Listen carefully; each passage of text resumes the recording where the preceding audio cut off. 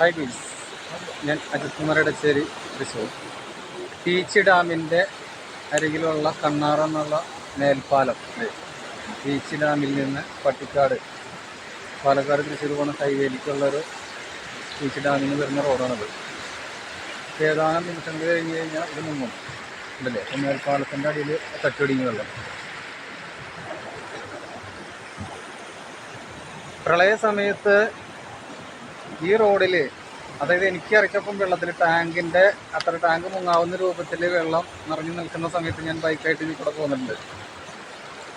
അന്ന് തന്നെ പോലീസുകാരും നാട്ടുകാരെ കൂടി തടഞ്ഞു. പക്ഷെ ഞാൻ അത് കേൾക്കാതെ ഈ ഇതിൽ കൂടെ ബൈക്ക് കൊണ്ട് പോകുന്നു.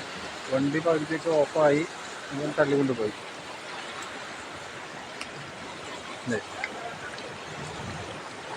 മലവെള്ളം വാക്കിലാണ്. ഇത്ര നേരം ഈ പാലത്തുന്ന പോലീസുകാരുണ്ടായിരുന്നു. ഗതാഗതം പൂർണ്ണമായിട്ടും സ്തംഭിച്ചു.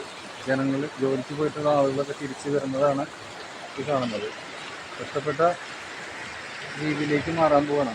മഴ ശക്തമായിട്ട് തുടർന്നു കഴിഞ്ഞാൽ പീച്ച് ഡാമിൻ്റെ ഷട്ടറുകൾ 72 ഇഞ്ച് പൊന്തിച്ചു.